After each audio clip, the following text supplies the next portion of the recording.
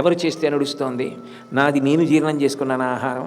నా పిప్పిని నేను విసర్జించానా? దుర్గంధం బయటికి రాకుండా నాకు నేను నిగ్రహించుకున్నానా? నీళ్లు దొరికేటట్టు ప్రవహించేటట్టు నేను చేసుకున్నానా?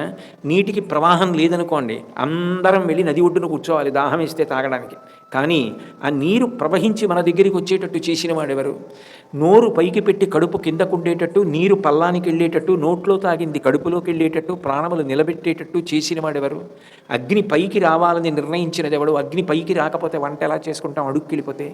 నీరు కిందకి వెళ్ళిపోవాలి, మంట అయితే పైకి రావాలి. ఎవరు చేశాడు ఈ శాసనం? అందుకే ప్రహ్లాదుడు భగవంతుని యొక్క దయని విచారించవలసి వస్తే, పానీయంబులు త్రావుచున్ కొడుచుచున్ భాషించుచున్ హాసలీలా నిద్రాదులు చేయుచున్ తిరుగుచున్ లక్షించుచున్ సంతత శ్రీనారాయణ పాదపద్మయుగళీ చింతామృతాస్వాద సంధానుండై మరచన్ సురారిసుతుడే తద్విశ్వమున్ భూవరా అన్నారు భాగవతంలో.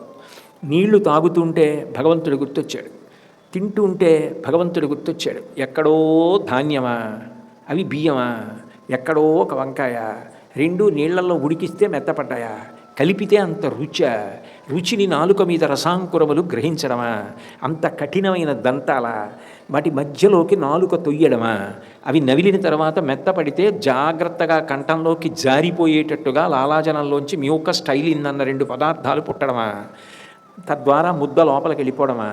నేను తిన్న పప్పన్నం, కూరన్నం, పచ్చడన్నం, పులుసన్నం కక్కితే నేనే తినను. అలాంటిది అన్నీ కలిపి లోపలికి వెళ్ళిపోతే అహం వైశ్వానరో భూత్వా ప్రాణినాం దేహమాశ్రిత ప్రాణాపాన సమాయుక్తం పచాన్యన్నం చతుర్విధం అని లోపల వైశ్వానరాగ్ని అయి ఆయన ఇవన్నీ కలిపిన పదార్థాన్ని పుల్లకంపుతో ఉన్నదాన్ని జీర్ణం చేయడమా? ఎవరు చేస్తున్నాడు ఇదంతా?